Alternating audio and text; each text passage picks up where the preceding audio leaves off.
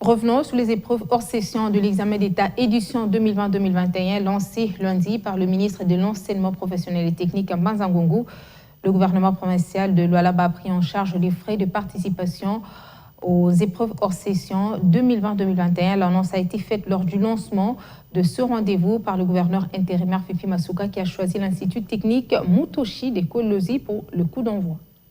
Ils sont au nombre de 16 406 candidats finalistes du secondaire à participer aux préliminaires de l'examen d'État édition 2020-2021 dans la province du Lualaba. Ces élèves sont répartis dans 48 centres. Masuka Saini a choisi l'Institut technique Mutoshi de Kolosi pour donner le coup d'envoi sur l'ensemble de sa juridiction. Le ministre provincial de l'enseignement primaire, secondaire et technique, Jules Kabouit, était de la partie. Sans oublier les autorités éducationnelles nationales et provinciales. Le directeur provincial de l'éducation a remercié le gouverneur intérimaire pour son implication personnelle en prenant en charge les frais de participation pour tous les candidats finalistes du Lualaba. Par ce geste, Masuka Saini Fifi a juste fait parler le cœur d'une mère soucieuse d'ôter le fardeau de ses frais sur les épaules des nombreux parents d'élèves en difficulté financière. Cela en relayant la politique éducationnelle du président de la République Félix Tshisekedi. Cet acte de bienfaisance de la femme numéro 1 du Lualaba était accueilli avec une pluie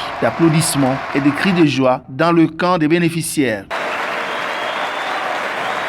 Il a été demandé aux élèves de passer dans leurs établissements pour retirer en totalité les frais déjà déboursés jusque-là. Profitons de cette opportunité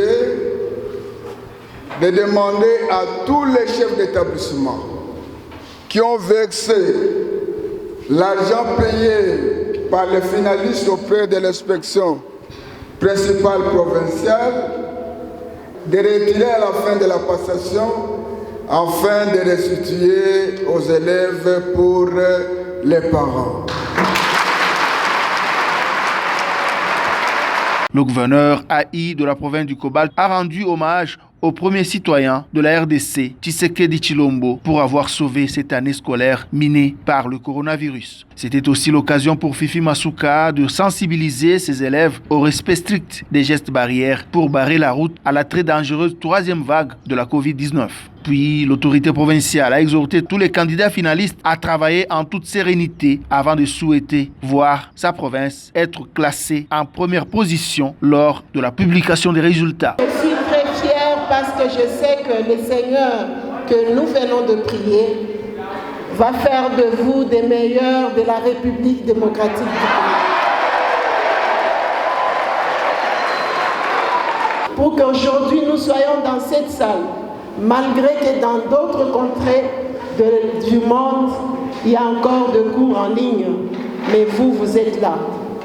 Malgré cette maladie, nous allons la vaincre. Ce que vous devez faire, restez serein, ne tremblez pas, ne vous précipitez pas, prenez vos questionnaires, lisez lentement, relisez même 5 fois.